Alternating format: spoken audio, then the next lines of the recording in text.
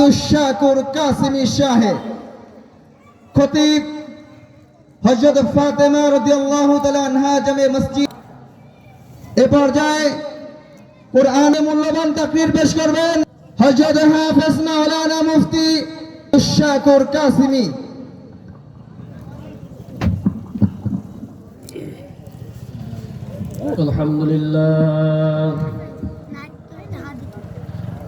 الحمد لله نحمده ونستعينه ونستغفره ونعوذ بالله من شرور أنفسنا ومن سيئات أعمالنا من يهد الله فلا مضل له ومن يضلله فلا هادي له ونشهد لا إله إلا الله ولا شريك له ونشهد أن سيدنا ومولانا محمدا عبده ورسوله أما بعد فأعوذ بالله من الشيطان الرجيم بسم الله الرحمن الرحيم أرأيت الذي يكذب بالدين فذلك الذي يدع اليتيم ولا يحض على طعام المسكين فويل للمصلين الذين هم عن صلاتهم ساهون الذين هم يراءون ويمنعون الماعون فقال النبي صلى الله عليه وسلم خير بيت في المسلمين بيت فيه يتيم ويحسن إليه وشر بيت في المسلمين بيت فيه يتيم ويساء إليه أنا وكافل اليتيم في الجنة هاتين وأشار بإصبعيه أو كما قال النبي صلى الله عليه وسلم وقال تعالى إن الله وملائكته يصلون على النبي يا أيها الذين آمنوا صلوا عليه وسلموا تسليما اللهم صل على محمد وعلى آل محمد كما صليت وعلى آل محمد وعلى آل إبراهيم صليت على إبراهيم وعلى آل إبراهيم إنك حميد مجيد اللهم بارك على محمد وعلى آل محمد كما باركت على إبراهيم وعلى آل إبراهيم إنك حميد مجيد شوي برينا اللهم صل على محمد وعلى آل محمد كما صليت على إبراهيم وعلى آل إبراهيم إنك حميد مجيد اللهم بارك على محمد وعلى آل محمد كما باركت على إبراهيم وعلى آل إبراهيم إنك حميد مجيد بلغ العلا بكماله كشف الدجى بجماله حسنت جميع خصاله صلوا عليه وآله ये दुनिया सिर्फ जीने और मरने के लिए नहीं, ये दुनिया सिर्फ जीने और मरने के लिए नहीं, ये दुनिया तलब इश्क खुदा और रसूल के सवा कुछ नहीं बलगल उला بكماله कशफत दुजा बिजमालिही हसनत जमीउ खिसालिही सल्लू अलैहि व आलिही। আলহামদুলিল্লাহ, মহান রব্বুল আলামিনের দরবারে লাখ কোটি শুকরিয়া আদায় করি যে মহান রব্বুল আলামিন আমাদেরকে কুমারখালী বাজার মসজিদের উদ্যোগে আয়োজিত 12তম বার্ষিক তাফসিরুল কোরআন মাহফিলের দ্বিতীয় দিনের দ্বিতীয় অধিবেশনে মাহফিলের প্যান্ডেলে আসার বসার কিছু বলার কিছু শোনার তৌফিক দান করেছেন। সকলে আবারও বলি আলহামদুলিল্লাহ।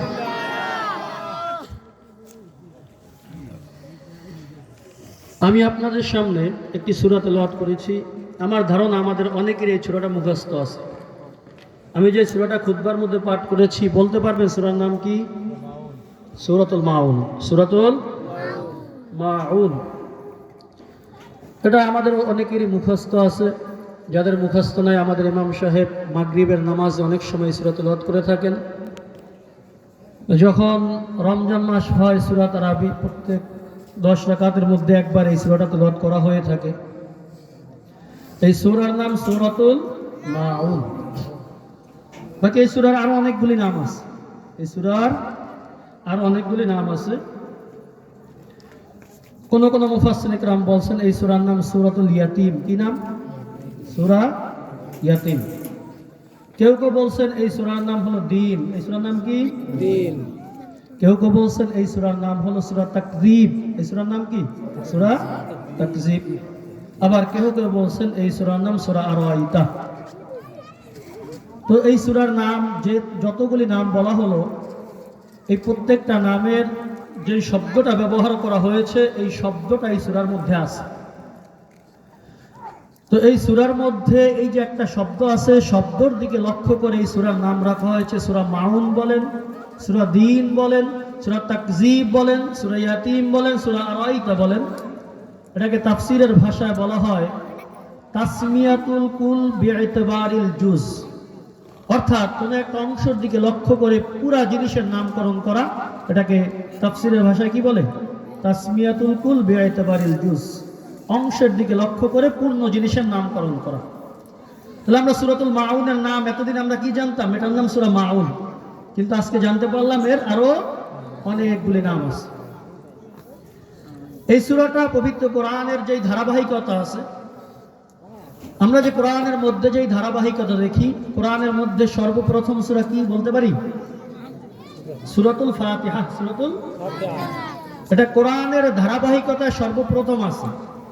কিন্তু নাজিল হওয়ার ক্ষেত্রে সূরা ফাতিহাই যে আগে নাজিল হয়েছে বিষয়টা কিন্তু এমন না। বরং পবিত্র কোরআন 23 বছরে যখন যেমন প্রয়োজন হয়েছে, 1 আয়াত 2 আয়াত, একাধিক আয়াত, 1 সূরা 2 সূরা, যখন যেমন প্রয়োজন হয়েছে, প্রয়োজন অনুপাতে নাজিল হয়েছে।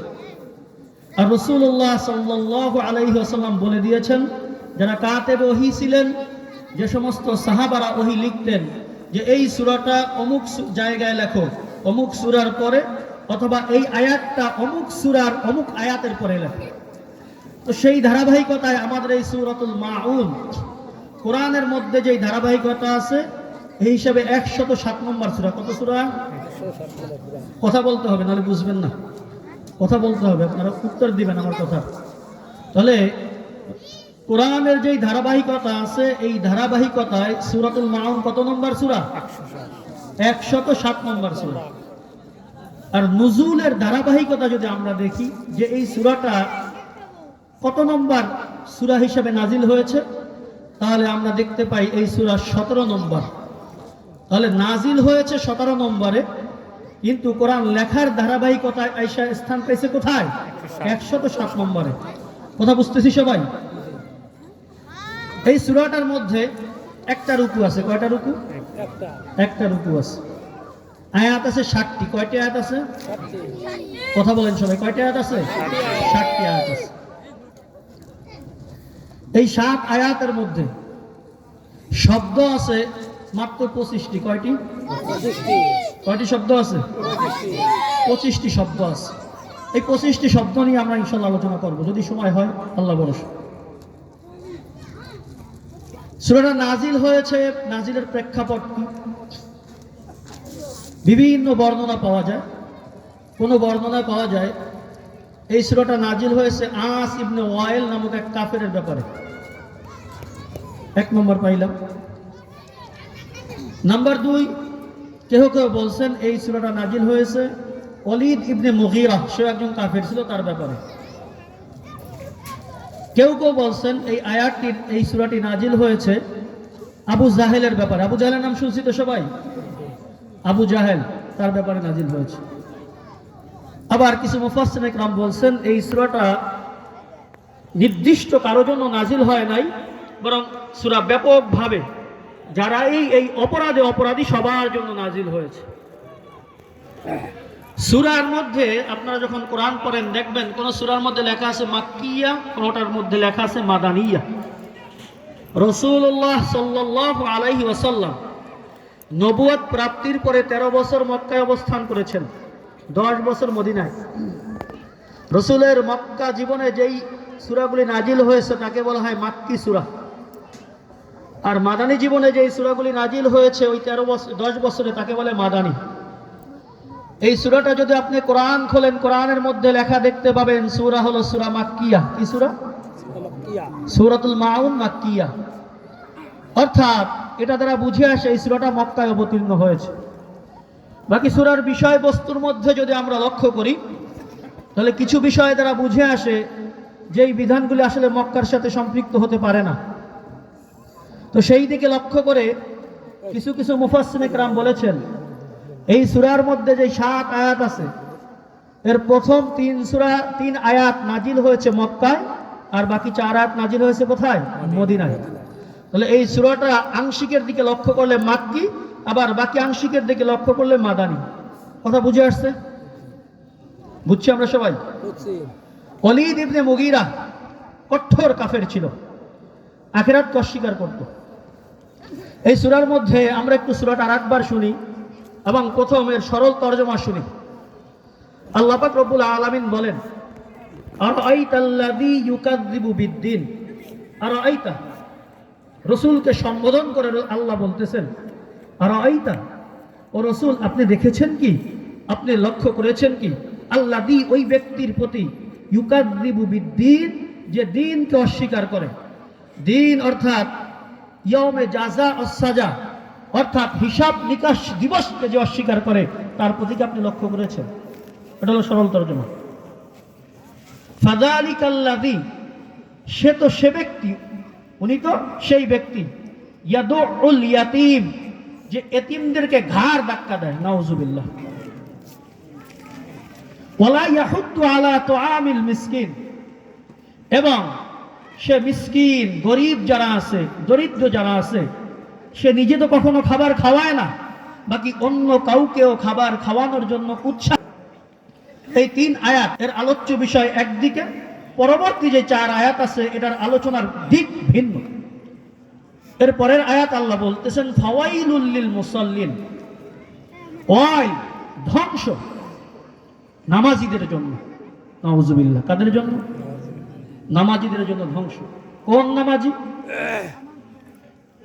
আল্লাযীনা হুম আন সালাতিহিম সাহুন, যেই নামাজি নামাজ তো পড়ে বাকি নামাজের ব্যাপারে উদাসীন। আল্লাযীনা হুম ইউরাউন, নামাজি নামাজ পড়ে কিন্তু নামাজ পড়ে লৌকিকতার জন্য, লোক দেখানোর জন্য। ওয়ায়ামনাউন আল মাউন, এবং মাউন সামান্য উপকারের বস্তু কাউকে দিতে সে অস্বীকৃতি জানায়, কাউকে সামান্য একটা উপকারের বস্তু সে কাউকে দেয় না। এটা হলো সরল অনুবাদ। এবার আমরা একটু ব্যাখ্যায় আসি। প্রথম আয়াতের মধ্যে আল্লাহ বলছেন আরাআইতাল্লাযী ইউকাযযিবু বিদ্দিন। এর যে শানে নজুল বললাম, শানে নজুলের ব্যাপারে আবু জাহেলের ব্যাপারে একটা ঘটনা পাওয়া যায়। এই সূরা নাজিলের যে প্রেক্ষাপট, আবু জাহেলের কাছে কোনো এতিম ছিল, এতিমের ধন সম্পদ আবু জাহেলের কাছে ছিল, এটা দেখাশোনার দায়িত্ব তার ছিল। তো একবার ওই এতিম, ওই যে সম্পদটা আছে, আবু জাহেল তাকে সম্পদ দিত না, এত অভাবে পড়ে গেছে, খালি গায়ে, কাপড় পরার মতো কাপড় নাই।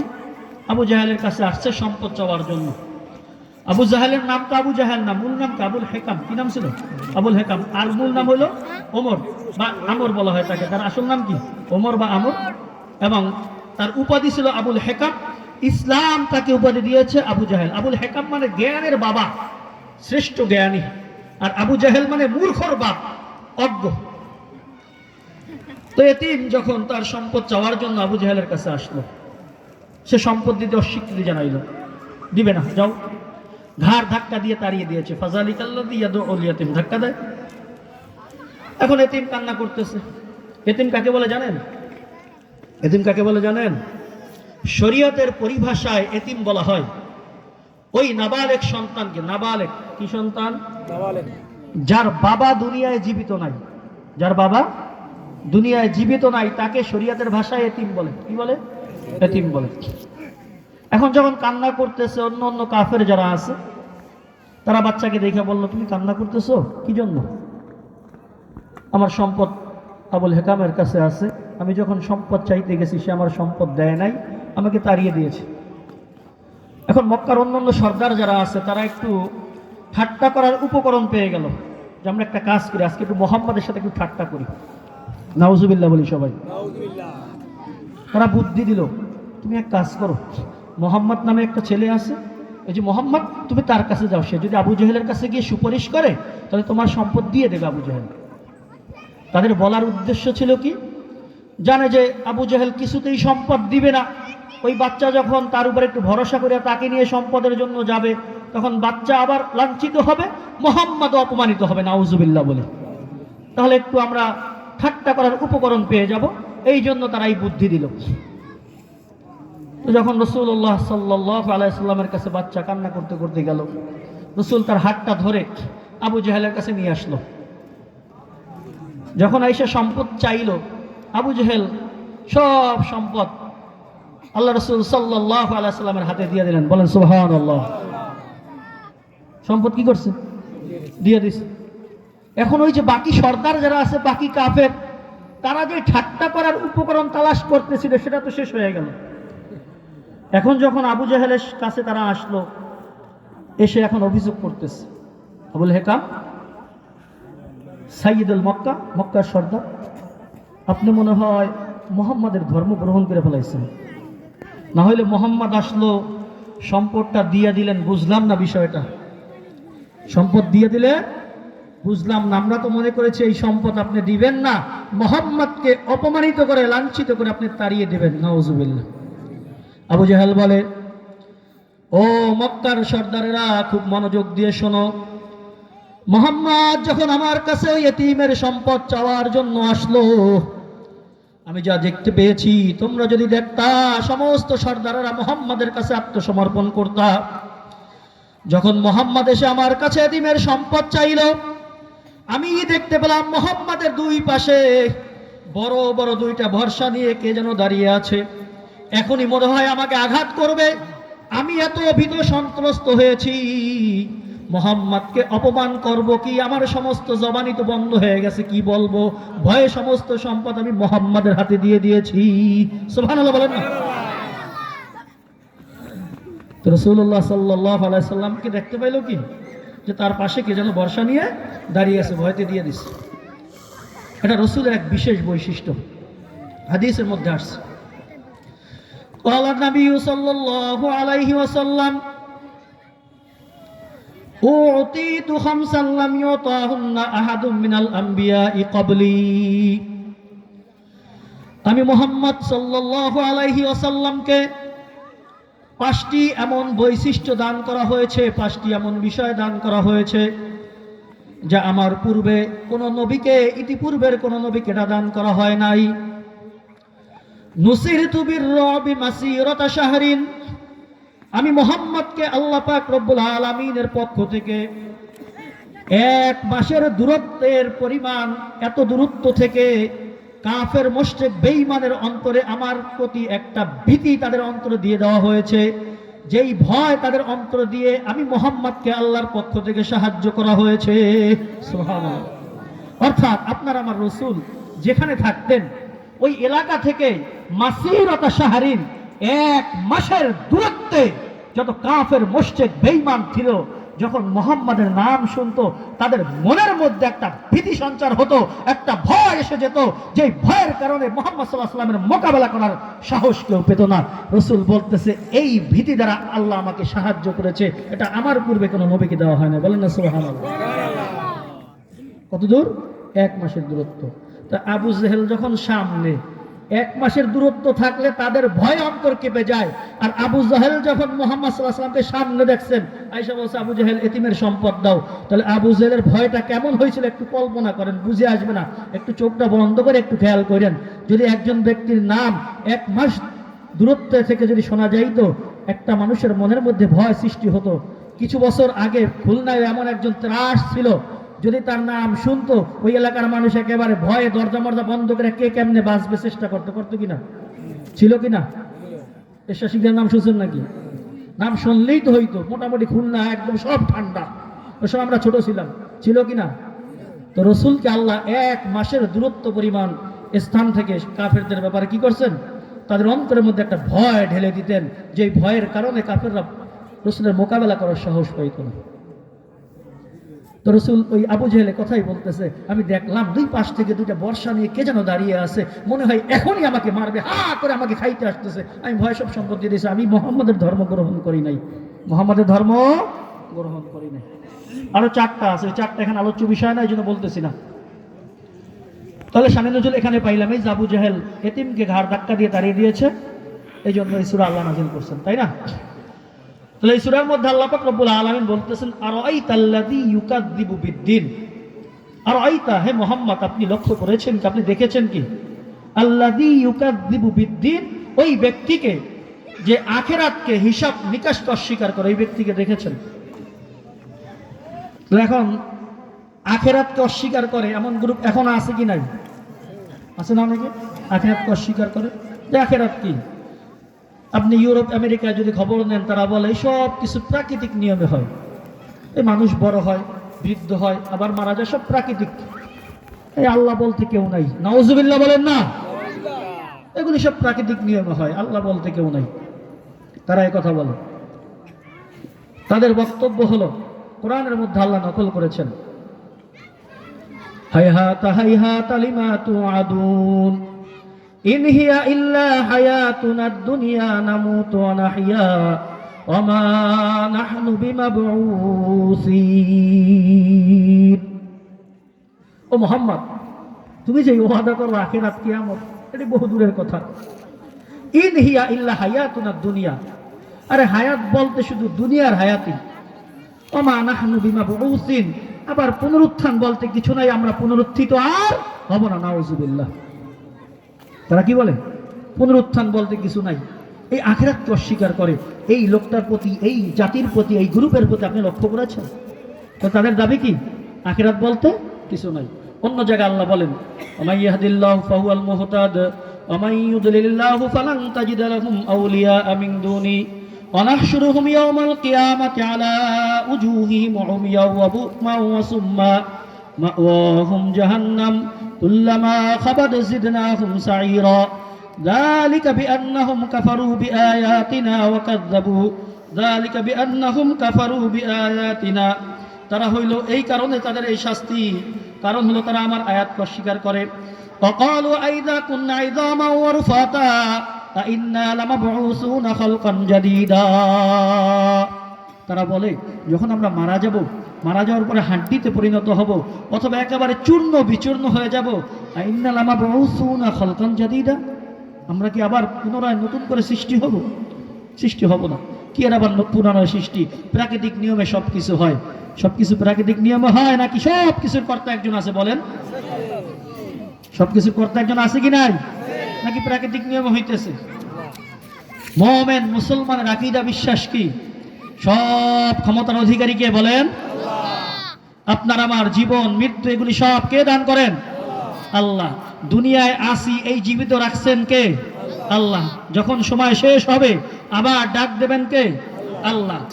আবার কবরের জীবন যখন শেষ হবে আখিরাত আবার উঠাবেন কে? আল্লাহ উঠাবেন। তো যারা অস্বীকার করে আখিরাতকে তাদেরকে দেখেছেন? এখন আল্লাহ পাক রব্বুল আলামিন যারা আখিরাতকে অস্বীকার করে, হিসাব নিকাশকে যারা বিশ্বাস করে না, তাদের দুইটা খারাপ গুণের কথা বলতেছে। কয়টা? এই খারাপ গুণ একমাত্র তাদের মধ্যেই পাওয়া যাবে যারা আখিরাতকে বিশ্বাস করে না, হিসাব নিকাশকে বিশ্বাস করে না। আল্লাহর কাছে যে আমার আমল নামার হিসাব নিকাশ হবে, এটাকে যারা বিশ্বাস করে না, তাদের এই দুইটা খারাপ গুণ। কয়টা খারাপ গুণ? দুইটা খারাপ গুণ আল্লাহ পরের দুই আয়াতে বলতেছেন। তাহলে এক নম্বর বললেন যারা আখিরাতকে অবিশ্বাস করে, তাদেরকে কি আপনি লক্ষ্য করছেন? এই যারা আখিরাতকে অস্বীকার করে, অবিশ্বাস করে, তাদের দুইটি খারাপ গুণ। এক নম্বর হলো ফাযালিকাল্লাযী ইয়াদউল ইয়াতীম, যে আখিরাতকে অস্বীকার করে। এই আখিরাতকে অস্বীকার করার একটা আলামত, ওই ব্যক্তি আখিরাতকে অস্বীকার করে এটা বোঝা যাবে ওই ব্যক্তির এই আমল দ্বারা, যে ইয়াদউল ইয়াতীম, যে এতিমকে ঘাড় ধাক্কা দিয়ে বের করে দেয়, তার হক তাকে দেয় না, তার হক নষ্ট করে তাকে বের করে দেয়। নাউজুবিল্লাহ বলি। এক নম্বর বৈশিষ্ট্য কি পেলাম? যে আখিরাতকে অস্বীকার করবে, এতিমকে ঘাড় ধাক্কা দিয়ে বের করার দুঃসাহস। এই ঘাড় ধাক্কা দিয়ে বের করার মানে কি? এর মানে হলো এতিমের সম্পদ আমার কাছে আছে, আমি বড় ভাই, বাবা মারা গিয়েছেন, সম্পদের মালিক খেলে আমি একা মনে হয় নাকি? না, দলিলের কাগজ ভালো আমি বুঝি, এই জন্য রেকর্ড সব আমার নামে হবে নাকি? না। নাকি বাবার সম্পদে সমস্ত সন্তান সমান ভাগে তারা ভাগিদার হয়? ছেলে এবং মেয়ের মধ্যে পার্থক্য আছে, মেয়ে ছেলের অর্ধেক পায়, বাকি ছেলে হোক মেয়ে হোক সবার সম্পদ অধিকার আছে কি নাই? ওই সম্পদ থেকে বঞ্চিত করে ঘাড় ধাক্কা দিয়ে বের করে দেয়। তাহলে আপনার আমার কারো মধ্যে যদি এই বৈশিষ্ট্য থাকে, আমার ছোট ভাইয়ের সম্পদ তাকে আমি বুঝাই দেই নাই, আমি কাগজ ভালো বুঝি, আমার নামে একটু বেশি নিছি, রেকর্ড বেশি করাই নিলাম, ছোট ভাইকে বঞ্চিত করলাম। আল্লাহ বলতেছেন যে আখিরাতকে বিশ্বাস করে, যে হিসাব নিকাশে বিশ্বাস করে, এটা তার গুণ না, এটা তার গুণ হতে পারে না। যে আখিরাতকে অস্বীকার করে তার বৈশিষ্ট্য হলো যে এতিমকে ঘাড় ধাক্কা দিয়ে বের করে দেয়, এতিমের মাল নষ্ট করে, এতিমের হক নষ্ট করে। এক নম্বর পাইলাম। নাম্বার দুই, ওয়ালা ইয়াহুদ্দু আলা তুআমিল মিসকিন, ওই ব্যক্তি এত নিকৃষ্ট যে নিজে কখনো এতিমকে খাবার তো খাওয়ায় না, মিসকিন গরিবের কখনো খাবারের ব্যবস্থা করে না, এমনকি তার আশেপাশের যারা আছে, তার দোস্ত আহবাব যারা আছে, আত্মীয় স্বজন যারা আছে, ওয়ালা ইয়াহুদ্দু, সে উৎসাহিত করে না, উৎসাহ প্রদান করে না, আলা তুআমিল মিসকিন, মিসকিনকে খাবার প্রদানে।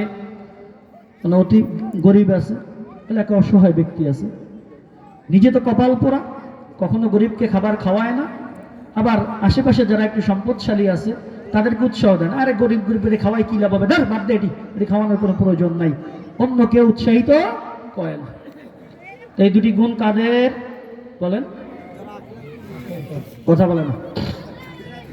যে আখিরাতকে অস্বীকার করে তার গুণ হলো এতিমের হক মেরে খাওয়া।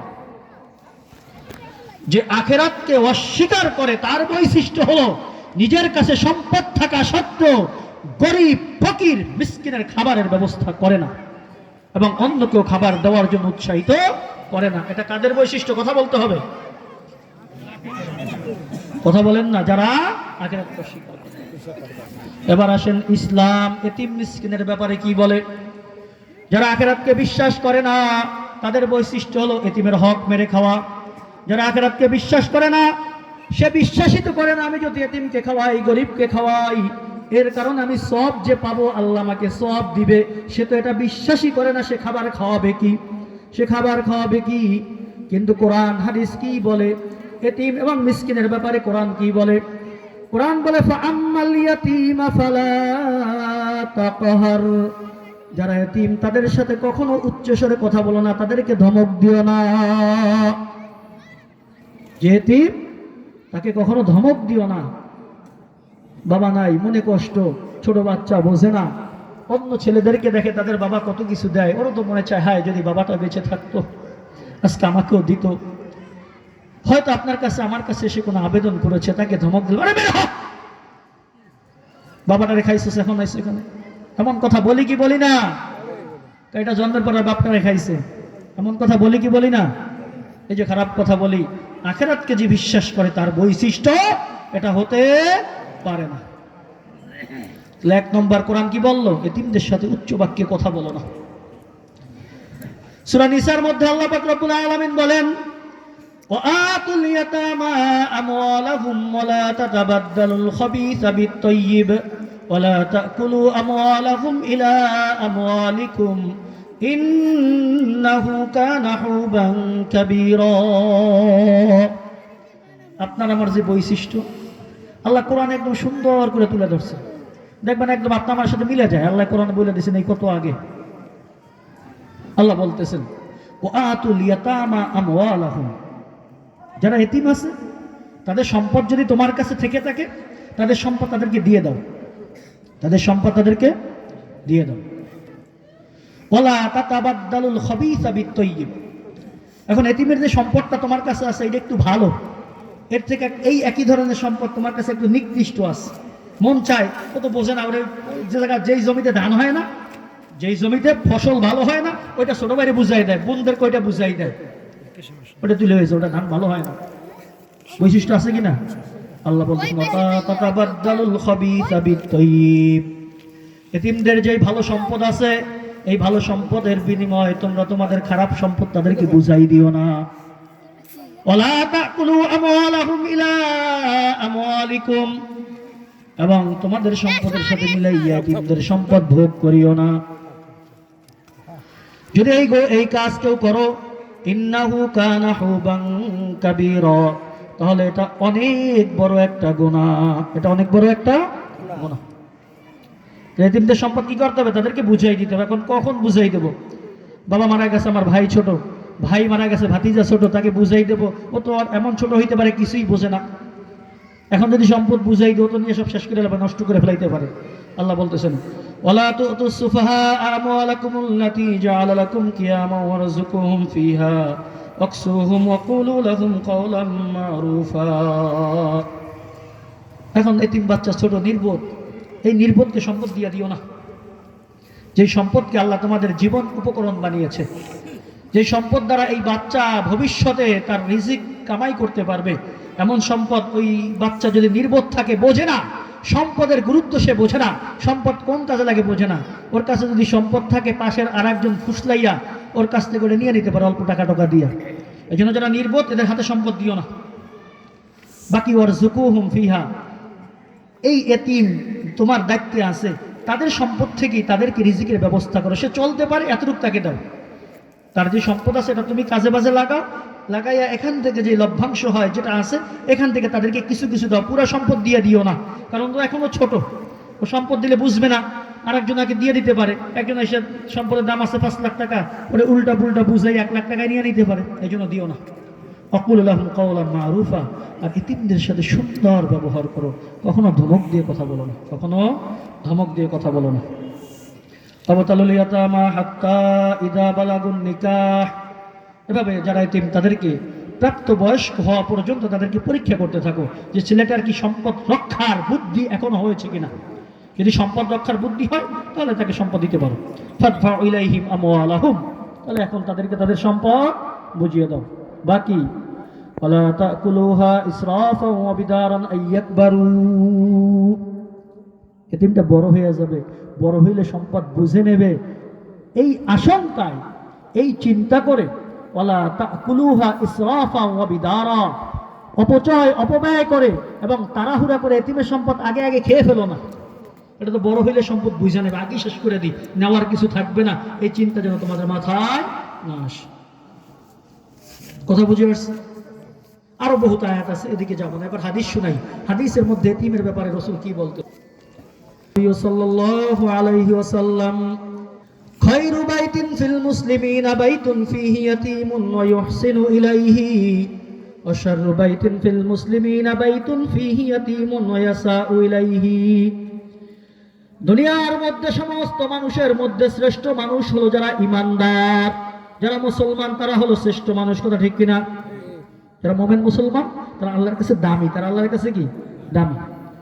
এই মুসলমানদের পরিবারের মধ্যে শ্রেষ্ঠ পরিবার আছে একটা পরিবার, খয়রু বাইতিন ফিল মুসলিমিনা, মুসলমানদের ঘরের মধ্যে, মুসলমান পরিবারের মধ্যে শ্রেষ্ঠ উত্তম পরিবার হলো ওই পরিবার, বাইতুন ফিহি ইয়াতীমুন, যেই ঘরের মধ্যে একটা এতিম থাকে, ওই উহসিনু ইলাইহি, আর ওই এতিমের সাথে উত্তম ব্যবহার করা হয়, তাকে সুশিক্ষা দেওয়া হয়। সুবহানাল্লাহ বলেন।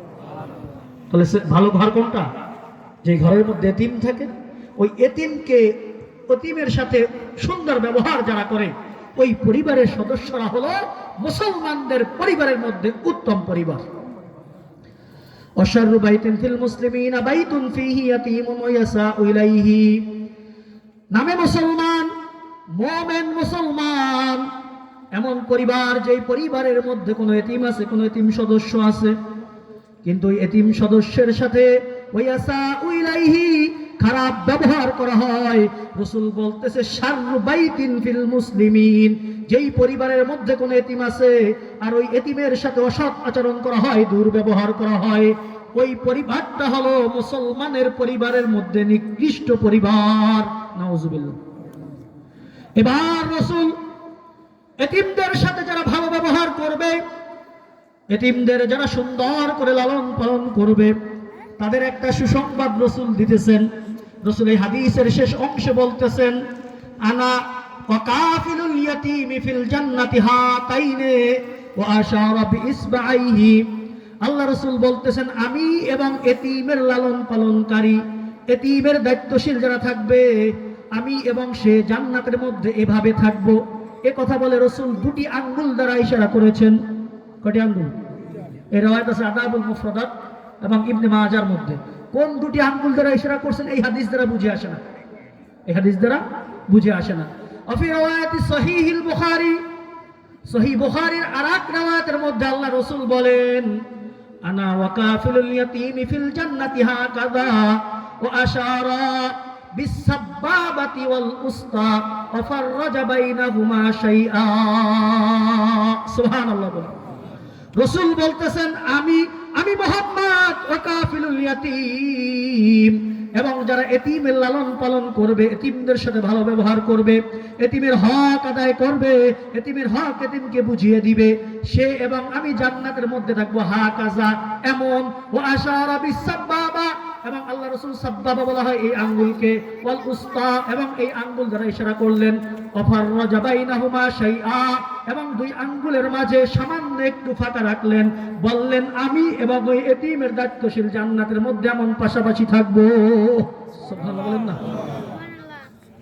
রাসূলের এবং যারা এতিমের সাথে ভালো ব্যবহার করে, এতিমের সাথে উত্তম ব্যবহার করে, এতিমের হক আদায় করে, জান্নাতে কোথায় থাকবে? পাশাপাশি এমন। এটাকে বলা হয় সাব্বাবা, এটাকে বলে উস্তা। আঙ্গুলের নাম আছে আরবিতে, এটার নাম খিনসর, এটার নাম বিনসর, এটার নাম উস্তা, এটার নাম সাব্বাবা, এটার নাম ইবহাম। খিনসর কনিষ্ঠা, বিনসর অনামিকা বলে, আমরা বলি এঙ্গেজ আন্টি, কি আন্টি বলা না বিয়ের সময়, এটা হলো উস্তা মধ্যমা, এটার নাম হলো সাব্বাবা তর্জনী, ঠিক আছে, আর এটার নাম হলো ইবহাম বৃদ্ধা। তো রাসূল উস্তা ওয়া সাব্বাবা মধ্যমা এবং তর্জনী আঙ্গুল দ্বারা ইশারা করে বুঝাইলেন, ও আমার সাহাবারা মনে রেখো, যারা এতিমের দায়িত্ব পালন করবা, এতিমের হক ঠিক মতো আদায় করবা, সে আর আমি মুহাম্মাদের জান্নাত হবে। এই পাশাপাশি একটু ফাঁকা রাখছেন, একসাথে তো থাকা যাবে না, নবী তো নবীর জান্নাতে থাকবেন, তাই না? এখন রাসূলের জান্নাতে তো আপনি আমি ঢুকতে পারবো না, এই জন্য হালকা একটু ফাঁকা রাখছে, একদম পাশাপাশি থাকবা। কোথায় থাকবা? পাশাপাশি থাকবা। কথা বুঝে আসছে? অন্য হাদিসের মধ্যে আল্লাহ রাসূল সাল্লাল্লাহু আলাইহি ওয়াসাল্লাম বলেন, মা মিন আবদিন ইয়ামসাহু ইয়াদাহু আলা রাসি ইয়াতীমিন তারাহুমান লাহু ইল্লা আ'তাহু আল্লাহু বিকুল্লি শারাতিন নূরান ইয়াউমাল কিয়ামাহ। সুবহানাল্লাহ বলেন। সুবহানাল্লাহ। আল্লাহ রাসূল সাল্লাল্লাহু আলাইহি ওয়াসাল্লাম বলতেছেন, মা মিন আবদিন ইয়ামসাহু ইয়াদাহু আলা রাসি ইয়াদিহি, আল্লাহর কোন বান্দা, যেই কোনো বান্দা কোনো ইয়তীমের মাথার উপর হাত বুলায়, মা মিন আবদিন ইয়ামসাহু ইয়াদাহু, হাত বুলায়, নিজের হাত বুলায়, আলা রাসি ইয়াতীমিন, কোন ইয়তীমের মাথার উপর, এখন হাতটা বুলাবে কি জন্য? চুল ধরে ঘাড় ধাক্কা দিয়ে বের করার জন্য নাকি? রাসূল বলছেন না না না, তারা হুমাল্লাহু, ওই এতিমের প্রতি দয়ার হাত বুলাবে, এতিমের প্রতি স্নেহের হাত বুলাবে, এতিমের মাথায় হাত বুলাবে ভালোবাসার হাত। আমার যে কোনো উম্মত আল্লাহর বান্দা কোন এতিমের মাথার উপর স্নেহের হাত বুলিয়ে দিবে, ভালোবাসার হাত বুলিয়ে দিবে, ওই হাতটা যখন এতিমের মাথার উপর বুলাইলো, ওই হাতের নিচে যতগুলি চুল হাতের নিচে আসবে, আল্লাহ রাসূল বলতেছেন আতাহুল্লাহু নূরান ইয়াউমাল কিয়ামাহ।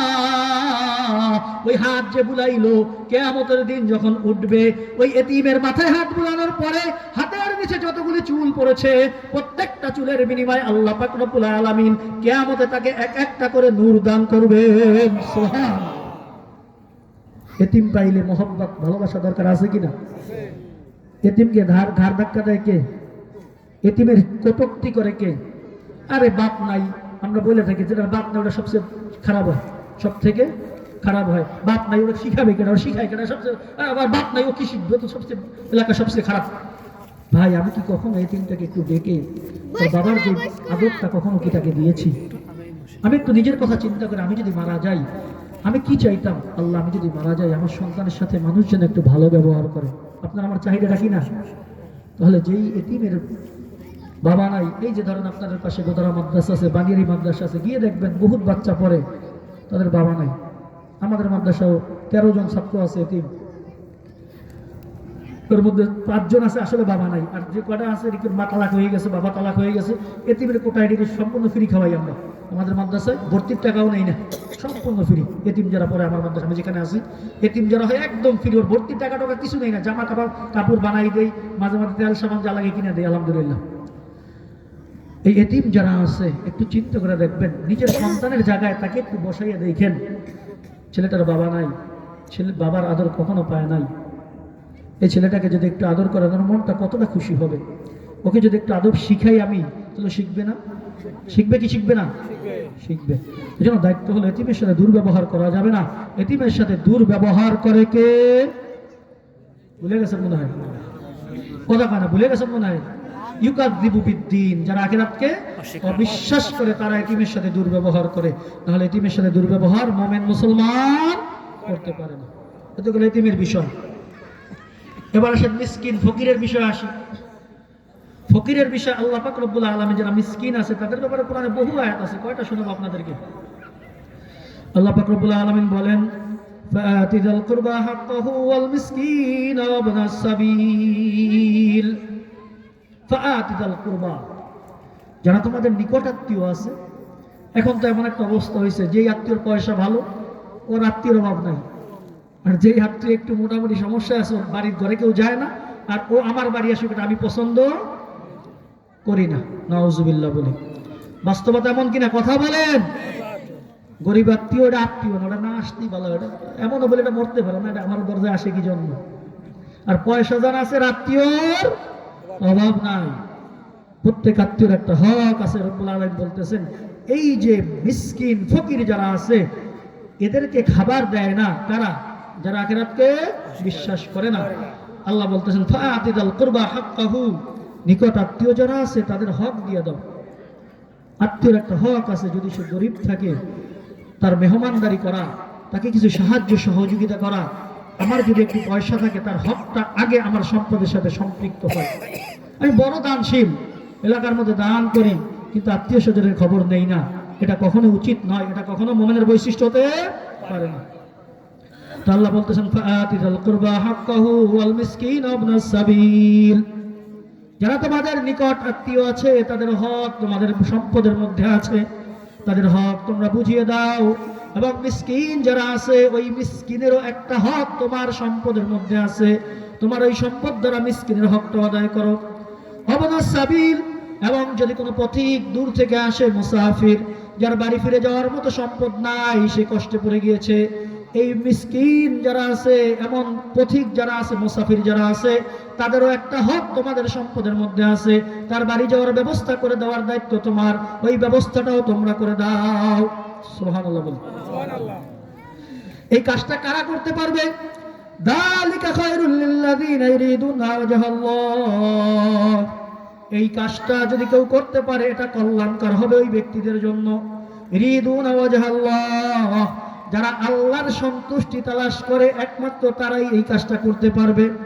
যার মনের মধ্যে আছে যে যদি গরিবকে একটু খাওয়াইতে পারি তাহলে আল্লাহ মনে হয় আমার উপর খুশি হবে, আখিরাতে আল্লাহ আমাকে মেহমানদারি করাবে, এই আশা যার আছে সেই তো খাওয়াবে নাকি।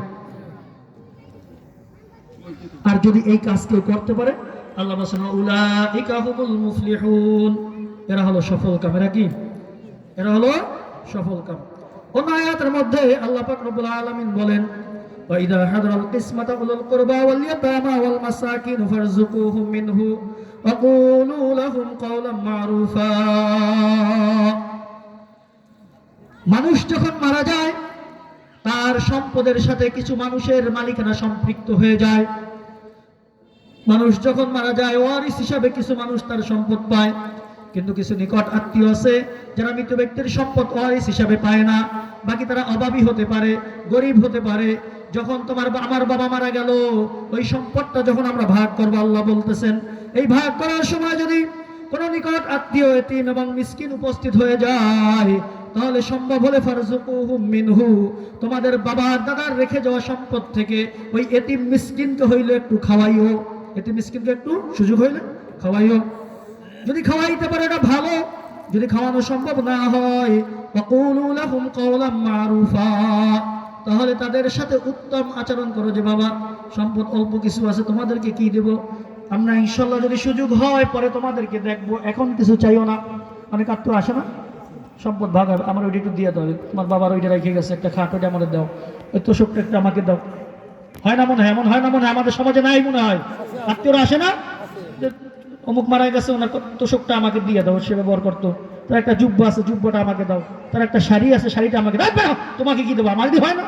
না, সে যদি অভাবী হয়ে থাকে, যদি সে ফকির মিসকিন হয়, আল্লাহ বলছেন সুযোগ হলে দিয়া দাও। যদি না দিতে পারো, দুর্ব্যবহার করার সুযোগ নাই, ওয়াকুলু লাহুম কাওলাম মারুফা, তাদের সাথে কি করো, সদ আচরণ করো। আরো আয়াত আছে, সময় তোমার সামনে যাব না, এখানেই করো। এখন ফকিরের ব্যাপারে কোরআনের আয়াত দ্বারা বুঝতে পারলাম আল্লাহ পাক রব্বুল আলামিন বলতেছেন যারা ফকির মিসকিন আছে তাদের একটা হক, তুমি সম্পদশালী, তোমার সম্পদের মধ্যে আছে, তুমি মনে করো না সব মালের মালিক তুমি, বরং এই আল্লাহ পাক রব্বুল আলামিন তোমাকে যেই সম্পদ দান করেছেন এই সম্পদের মধ্যে ফকির মিসকিনের একটা হক সম্পৃক্ত করে দিয়েছেন। ওই হকটা আদায় করার দায়িত্ব তোমার আমার। ওই হক যদি তুমি আমি আদায় করতে পারি, আল্লাহ পাক রব্বুল আলামিন বলেছেন এটা তোমার আমার জন্য কল্যাণকর, আর এই হক যারা আদায় করবে তারাই হলো সফল কাম। এক হাদিসের মধ্যে আল্লাহ রাসূল সাল্লাল্লাহু আলাইহি ওয়াসাল্লাম বলেন, قال النبي صلى الله عليه وسلم, হযরত আবু হুরায়রা থেকে এই হাদিস বর্ণিত, عن ابي هريره رضي الله تعالى عنه قال قال رسول الله صلى الله عليه وسلم يدخل الفقراء الجنة قبل الأغنياء ب500 عام। যারা দুনিয়ার মধ্যে গরিব মিসকিন যারা আছে, তারা দুনিয়ার মধ্যে যারা সম্পদশালী, এদের থেকে 500 বছর পূর্বে জান্নাতে প্রবেশ করবে। সুবহানাল্লাহ। আল্লাহ সম্পদ দেয় নাই, কত অভিযোগ, আর অমুক কানা, ওর কি যোগ্যতা আছে, আল্লাহ ওর এত দিছে, আর আমার এত বুদ্ধি, আমার এত জ্ঞান, এত পড়ালেখা করছে, আল্লাহ আমারে দেয় না। পাওয়ার যোগ্যতা তো আমি রাখি, আর আল্লাহ আমারে না দিয়ে ওই কানা ল্যাংরা লুলা ওরে দিয়ে রাখছে, বোঝে না কিছু, মগা, সম্পদ শুধু ওরে দিছে। এমন অনেকে বলি কি বলি না, বলি কি বলি না। আল্লাহ কাউকে সম্পদ দিয়ে পরীক্ষা করে, কাউকে সম্পদ না দিয়ে পরীক্ষা করে। ফাআম্মাল ইনসানু ইযা মাবতালাহু রাব্বুহু ফাআকরামাহু ওয়া না'আমা ফায়াকুলু রাব্বি আকরামান।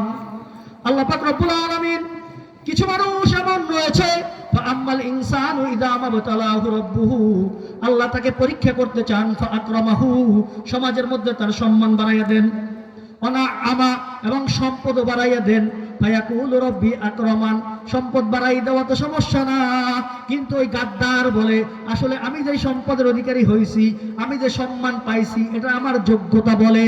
বলেন না নাউজুবিল্লাহ। সম্পদ যোগ্যতা বলে পাইলে এলাকার মধ্যে মোটামুটি যারা পড়ালেখা করছে আর যারা করে নাই, এই মূর্খ যারা আছে, যাদেরকে আমরা পড়ালেখা যারা করে নাই, এগুলো সব তো না খাইয়ে মরার কথা। কি করে যার গায়ে শক্তি বেশি, বেশি পয়সাওয়ালা সে হওয়ার কথা ছিল না? তো আল্লাহ পাক রব্বুল আলামিন কাউকে সম্পদ দিয়ে পরীক্ষা করেন, কিন্তু এই গাদ্দারে বলে আমি আমার যোগ্যতা বলে সম্পদ পাইছি। ওয়া আম্মাল ইনসানু ইযা মাবতালাহু ফাকাদারা আলাইহি রিজকা।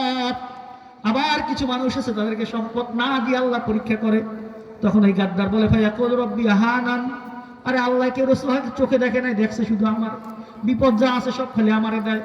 স্ত্রী শুধু আমারটাই অসুস্থ হয়, পোলা মাইয়া শুধু আমারটাই অসুস্থ হয়, আর রোগ বালা যা আছে সব খালি আল্লাহ আমারে দিছে। টাকা পয়সা দেয় নাই, অসুখ বিসুখ সব আমাকে দিছে। এই গাদ্দারে আল্লাহর না শুকরিয়া আদায় করে এটা বলে নাউজুবিল্লাহ বলি।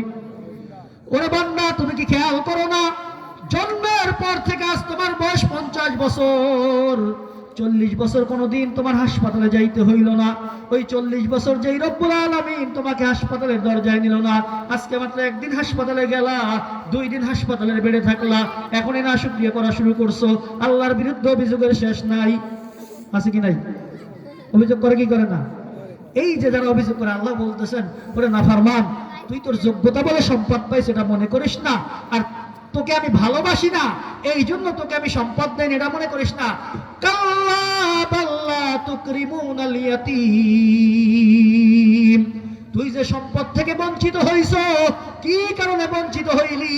কারণ হইল বাল্লা তুকরিমুনাল ইয়াতীম, তুই সম্পদ পাইয়া এতিমকে কখনো সম্মান করো নাই, এতিমকে কখনো ভালোবাসো নাই, এতিমের কখনো সমাদর করো নাই, এতিমকে আদর করে ডাইকে একটা চকলেট কিনে দেস নাই।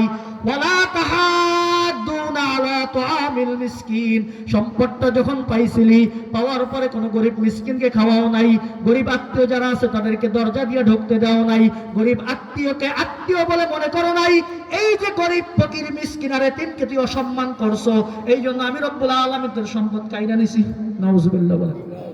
তাহলে এতিমকে সম্মান না করলে, ফকির মিসকিনে না খাওয়াইলে, আল্লাহ বলছে এটা যার সম্পদের সম্পদ কমে যায়। এর মানে হইল কি, যারা ফকির মিসকিনকে খাওয়ায়, মেহমানদারি করায়, আল্লাহ তাদের সম্পদ বাড়াইয়া দেন। কথা বুঝছেন? আরো বহুত আয়াত আছে, যেমন এদিকে।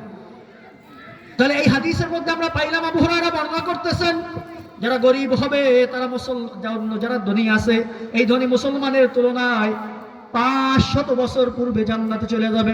500 বছর, এই 500 বছরের কথা হাদিসের শেষে বলছে বিনিসফি ইয়াউমিন, কিয়ামতের দিন 1000 বছর দিনের সমান হবে। এই অর্ধ দিন আগে যারা ফকির থাকবে সে জান্নাতে চলে যাবে। তো হাদিসে দ্বারা কি পাইলাম? কথা বলা 500 বছর পূর্বে, কয় বছর পূর্বে যারা ফকির, এরা 500 বছর পূর্বে ধনীদের থেকে আগে জান্নাতে চলে যাবে। وعن جابر بن عبد الله رضي الله تعالى عنه قال قال رسول الله صلى الله عليه وسلم إن فقراء المسلمين يدخلون الجنة قبل أغنيائهم ب40 خريفا سبحان الله। হযরত আবু হুরায়রার হাদিস পড়ে জানতে পারলাম যে গরিব সে ধনীর থেকে 500 বছর পূর্বে জান্নাতে যাবে।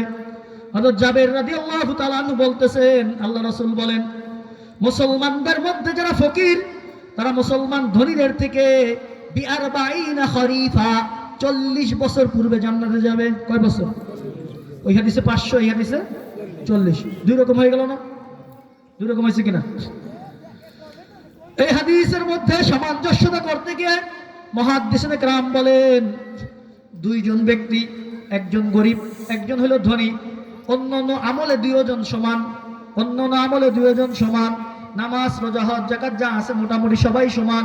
এখন জান্নাতে একসাথে যাওয়া দরকার, কিন্তু এই ধনী ব্যক্তির সম্পদ তার কাছে থাকার কারণে এই সম্পদের হিসাব দিতে দিতে আরো 40 বছর বেশি যাবে। এই 40 বছর পরে সে জান্নাতে যাইতে পারবে। সুবহানাল্লাহ।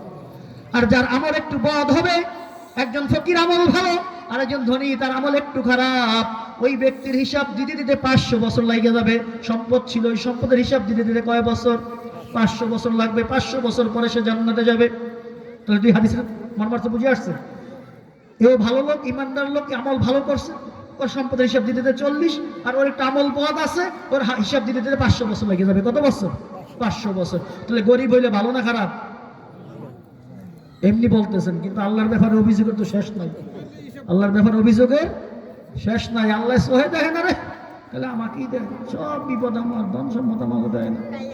বলি কি বলি না? অভিযোগ করার কোনো সুযোগ নাই। আল্লাহ যে আপনাকে আমাকে হাতে পায়ে সুস্থ রেখেছেন, এটাই তো আল্লাহর বড় অনুগ্রহ নিয়ামত।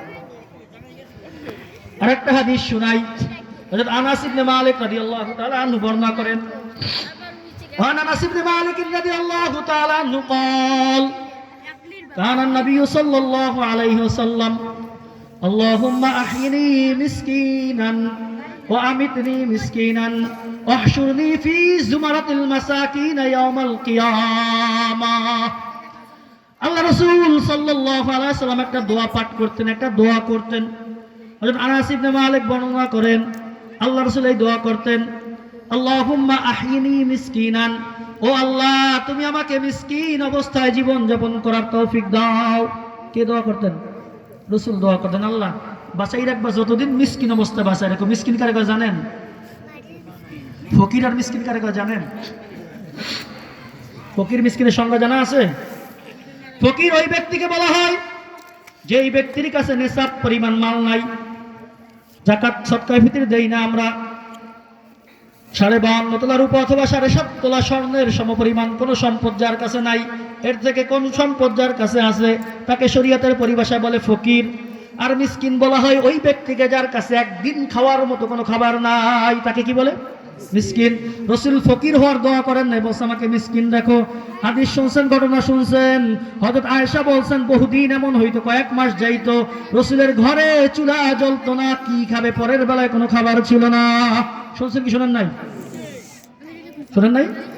রাসূলের ব্যাপার, আজকে সকালবেলা দুপুরে কি খাবো কোনো খাবার নাই, এ হলো মিসকিন। একে কি বলে? একদিন খাওয়ার মতো কিছু যার কাছে নাই সে হলো মিসকিন। সে কি?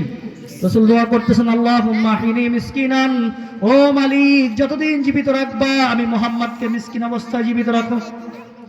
ও আহইনি মিসকিন ওয়া আমিতনি মিসকিনান, ও মালিক যখন আমার মৃত্যুটা আসবে, আমি মুহাম্মদ যখন দুনিয়া থেকে বিদায় নিব, আমাকে মিসকিন অবস্থায় দুনিয়া থেকে উঠাইয়া নিও।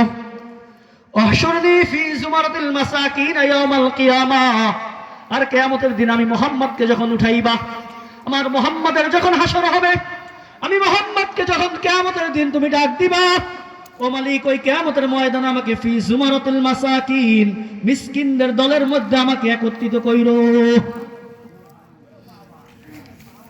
রাসূল কি দোয়া করছেন? ফকির হওয়ার না, মিসকিন হওয়ার। কিসে? যত সম্পদ কম হিসাব তত কম, যার সম্পদ যত কম হিসাব তত সহজ। এই দোয়া যখন হযরত আয়েশা শুনলেন, হযরত আয়েশা বলতেন, ফাকালাত আয়েশাতু ইয়া রাসূলুল্লাহ, ফাকালাত আয়েশাতু লিমাযা ইয়া রাসূলুল্লাহ। হযরত আয়েশা বলেন, ও রাসূল এই দোয়া কেন করতেছেন?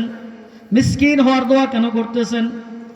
ফাকাল রাসূলুল্লাহ সাল্লাল্লাহু আলাইহি ওয়াসাল্লাম, আয়েশা যখন এই প্রশ্ন করলেন, রাসূল জবাব দিতেছেন, ইন্নাল ফুকারা ইয়াদখুলুনাল জান্নাতা ক্বাবলাল আগনিয়াই বি40 খরিফা। ও আয়েশা, যারা ফকির হবে, যারা মিসকিন হবে, তারা যারা ধনী সম্পদশালী আছে, তাদের থেকে 40 বছর পূর্বে জান্নাতে যাবে।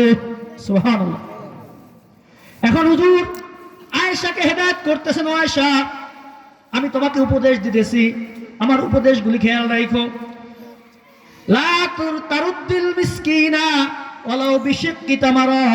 ও আয়েশা, যদি কখনো কোনো মিসকিন তোমার দরজায় আসে, কোন মিসকিন এসে তোমার কাছে হাত বাড়ায়, কিছু দেওয়ার থাকলে দেন, আল্লাহর রাস্তায় কিছু দান করেন।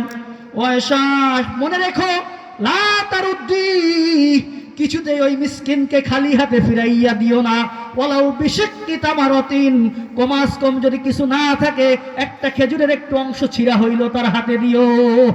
সুবহানাল্লাহ। ফকির মিসকিনকে দরজা থেকে ফিরাইও না আয়েশা, তাদেরকে কি করো? কখনো ফিরাইও না। ও আহিব্বিল মাসাকিন, ও আয়েশা দুনিয়ার মধ্যে যার বেশি পয়সা আছে তার সাথে সম্পর্ক করতে যাইও না।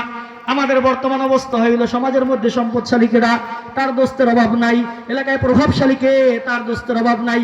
হুজুর সাল্লাল্লাহু আলাইহি ওয়াসাল্লাম আয়েশাকে বলতেছেন, ও আয়েশা আহিব্বিল মাসাকিন, যেখানে মিসকিন পাইবা ওই মিসকিনকে বেশি বেশি ভালোবাসবা, মিসকিনের সাথে ভালোবাসা রাখবা।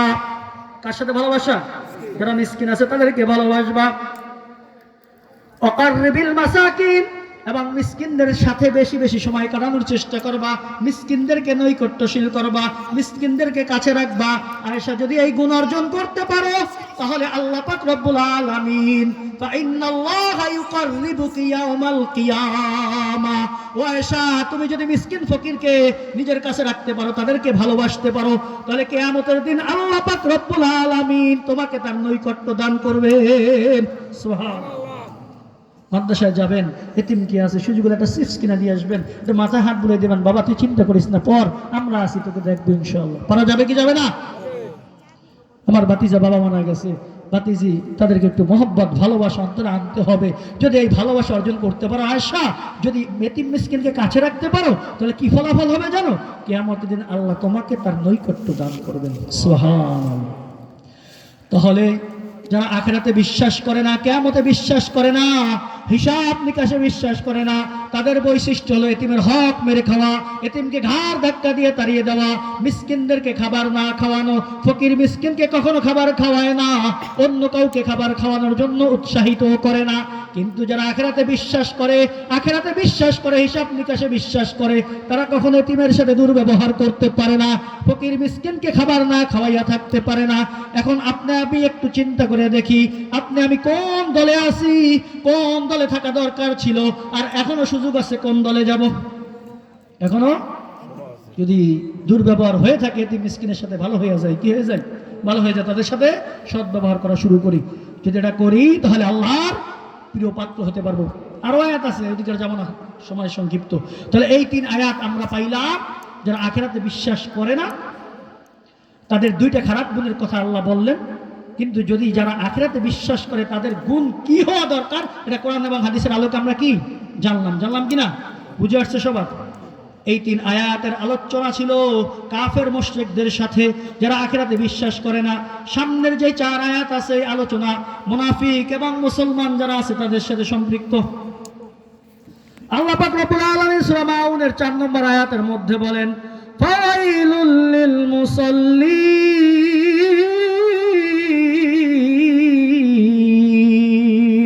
আল্লাহু আকবার। অয়েল ধ্বংস নামাজীদের জন্য।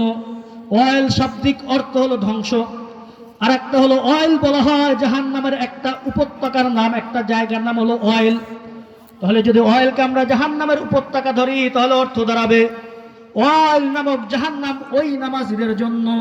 নামাজীদের জন্য হলো অয়েল নামক জাহান্নাম। নামাজ পড়ে আবার যাবে জাহান্নামে, কেমন কথা? নামাজ পড়তেছি আবার আল্লাহ বলতেছেন নামাজীদের জন্য অয়েল নামক দোজখ, অয়েল নামক জাহান্নামে সে যাবে। অথবা অয়েলের শাব্দিক অর্থ যদি করি তাহলে নামাজীদের জন্য ধ্বংস। কোন নামাজি, কেমন নামাজি? আল্লাহ সামনে ওই নামাজীদের বৈশিষ্ট্য বর্ণনা করতেছেন। নামাজ সে পড়ে, এরপরেও সে জাহান্নামে যাবে। আল্লাযীনা হুম আন সালাতিহিম সাহুন। নামাজি, ওই নামাজি জাহান্নামে যাবে, ওই নামাজির জন্য ধ্বংস, ওই নামাজির জন্য অয়েল নামক দোজখ। যে আন সালাতিহিম সাহুন, যে নামাজ থেকে উদাসীন। আল্লাযীনা হুম আন সালাতিহিম সাহুন, যে নামাজ থেকে উদাসীন। উদাসীনের ব্যাখ্যা বিভিন্ন আছে। 1 নম্বর ব্যাখ্যা হলো সাহুন দ্বারা উদ্দেশ্য হলো ও জীবনে নামাজ পড়েই না। নামাজ এই যে ফরজ, এই ফরজ হিসাবে এটাকে মানেই না। নাউজুবিল্লাহ বলি, নামাজ ফরজ এটা সে মানেই না, নামাজ থেকে গাফেল। কিন্তু মুসলমানদের সাথে তাল মিলানোর জন্য আইসা নামাজ পড়তো। মুনাফিকরা পড়তো না? মুনাফিকরা নামাজ পড়তো কি পড়তো না? কথা কয় না। ইন্নাল মুনাফিকিনা ইউখাদিউনাল্লাহা ওয়া হুয়া খাদিউহুম। মুনাফিকদের বৈশিষ্ট্য হলো ওরা মনে করতো এই নামাজ কালামেরই তো কিছু নাই, আখিরাত বলতে কিছু নাই। ওরা আইসা মুসলমানদের সাথে নামাজের কাতারে দাঁড়াইয়া যাইতো। নামাজের কাতারে দাঁড়াইয়া ওরা বলতো আমরা আল্লাহকে ধোঁকা দিতেছি, নাউজুবিল্লাহ। ওয়া হুয়া খাদিউহুম, আল্লাহ পাক রব্বুল আলামিনকে ধোঁকা দেওয়া তো সম্ভব না। ওরা মনে করে আমরা ধোঁকা দেই। ওদের ধারণা অনুযায়ী আল্লাহ পাক রব্বুল আলামিন ওয়া হুয়া খাদিউহুম, তাদেরকে ধোঁকায় ফেলাই রাখতেছে। ওয়া ইযা কামু ইলাস সালাতি, যখন তারা নামাজে দাঁড়ায়, কামু কুসালা, অলসতা ভরে দাঁড়ায়, অমানসিক মনোযোগ নিয়ে তারা দাঁড়ায়। ইউরাউনান নাসা, নামাজ দাঁড়ায় মানুষকে দেখানোর জন্য। ওয়ালা ইয়াযকুরুনাল্লাহা ইল্লা কালিলা, এই গাদার দল আল্লাহ পাক রব্বুল আলামিনের স্মরণে নামাজ পড়ে না। মুযাবযাবিনা বাইনা যালিকা, এদের অবস্থা হইল এরা মধ্যবর্তী পন্থায় পড়ে রয়েছে, মধ্যম অবস্থায়। লা ইলাহা উলা ওয়া লা ইলাহা উলা, না কাফের না হইল এরা মুমিন। এরা কি না কাফের না মুমিন। এই নামাজের উদাসীন, যারা একবার নামাজ ফরজ মানে না। নাম্বার 2, নামাজ ফরজ তো মানে, কিন্তু নামাজে যখন দাঁড়ায়, অনেক নামাজি আছে দেখবেন রুকুতে যায়, লাফ দিয়ে উঠে যায়, সোজা হয়ে দাঁড়াইতে পারে না, সেজদায় চলে যায়, সেজদা দিয়ে সোজা হয়ে দাঁড়ায় না, আবার একটা ঠোকর মারে, কাকের মতো ঠোকর মারে। এরাও এই নামাজের অন্তর্ভুক্ত, এরাও সাহুনের অন্তর্ভুক্ত। অনেকে আছে নামাজ পড়ে কিন্তু ওযুটা ঠিক মতো করে না, আবার নামাজ দাঁড়ায়, নামাজের মধ্যে কোনো মনোযোগ নাই, অমনোযোগী অবস্থায় নামাজে দাঁড়ায়। এই যারা আছে এই সমস্ত নামাজের জন্য আল্লাহ বলতেছেন এদের জন্য ওয়াইল। নাম্বার 2, আল্লাযীনা হুম ইউরাউন, ওযু ভালো মতো করে, মাথায় পাগড়িও বাঁধে, জুব্বা একটা পরে, হাবা কাবাও পরে, পয়রা নামাজ পড়ে। কিন্তু নামাজ পড়ে কার জন্য? আল্লাযীনা হুম ইউরাউন, যারা নামাজ পড়ে আল্লাহকে খুশি করার জন্য না, বরং মানুষকে দেখানোর জন্য। কি জন্য নামাজ পড়ে? লৌকিকতার জন্য নামাজ পড়ে, মানুষদেরকে দেখানোর জন্য যারা নামাজ পড়ে ওই নামাজিদের জন্য ধ্বংস। যারা এই আল্লাহকে দেখানোর জন্য নয়, আল্লাহ সন্তুষ্টির জন্য নামাজ পড়ে না, মানুষকে দেখানোর জন্য নামাজ পড়ে, তাদের ব্যাপারে আল্লাহ রাসূল সাল্লাল্লাহু আলাইহি ওয়াসাল্লামের একটা হাদিস শুনাই। আল্লাহ রাসূল সাল্লাল্লাহু আলাইহি ওয়াসাল্লাম একটা হাদিস, আন আবি সাঈদ রাদিয়াল্লাহু আনহু قال, হযরত আবু সাঈদ খুদরি রাদিয়াল্লাহু তাআলা আনহু বলতেছেন, রাসূলুল্লাহ সাল্লাল্লাহু আলাইহি ওয়াসাল্লাম ওয়া নাহনু নাতাযাকুরুল মাসীহ আদ-দাজ্জাল, আমরা কিছু সাহাবা বসে এক জায়গায় একটা সময় মাসীহ দাজ্জাল, দাজ্জালের ফিতনা নিয়ে আলোচনা করতেছিলাম।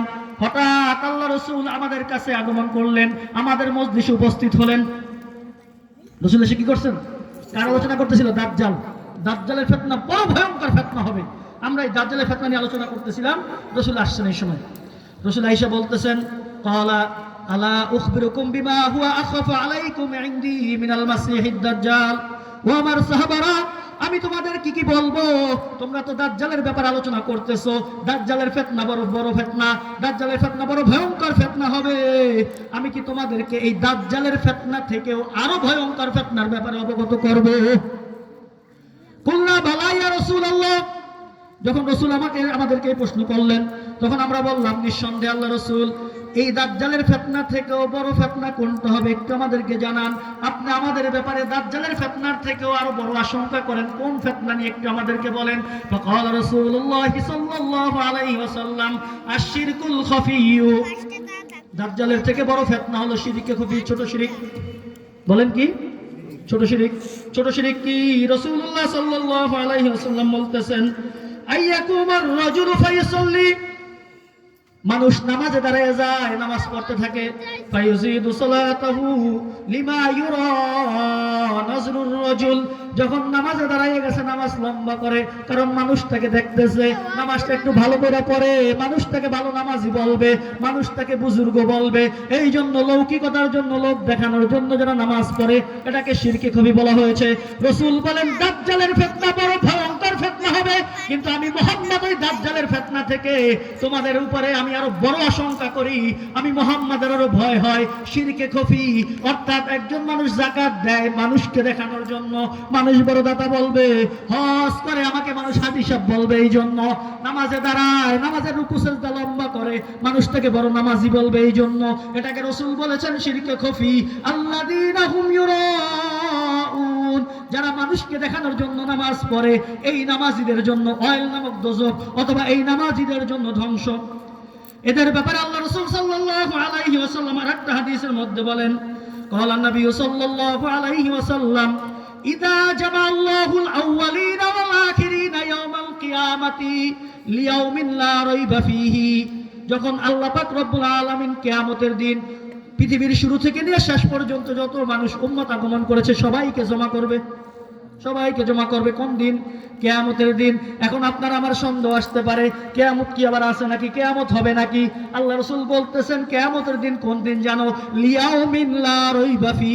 কিয়ামত এমন একটা দিবস, এমন একটা দিন যেই দিনের ব্যাপারে কোনো সন্দেহ নাই, হবেই হবে।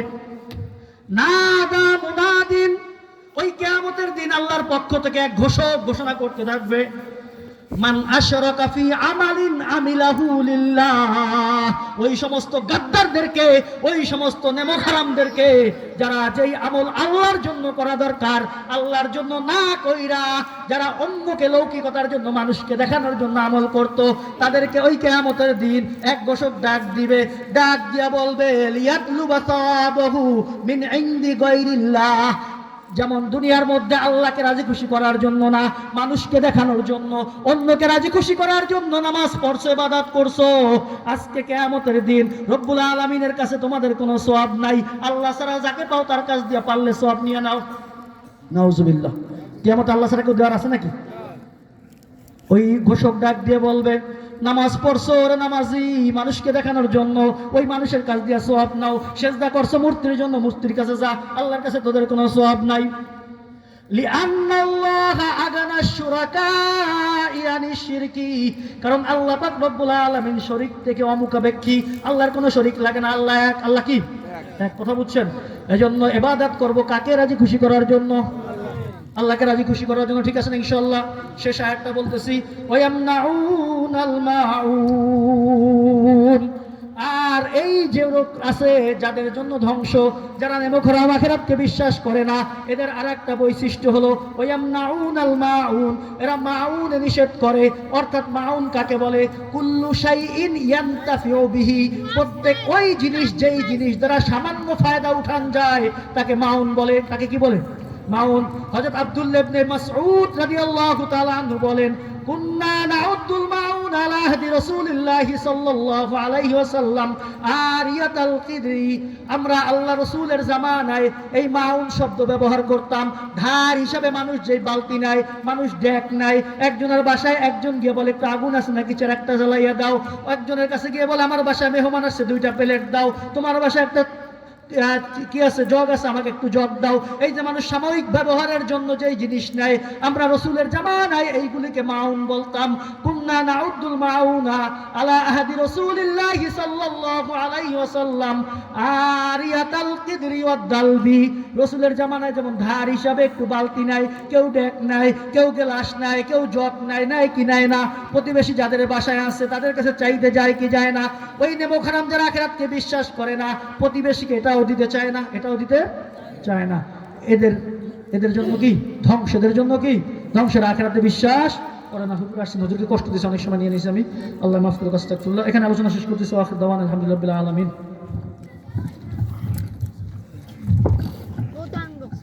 একজন উঠবে না, সবাই সবাই বসেন, কেউ ওঠে না।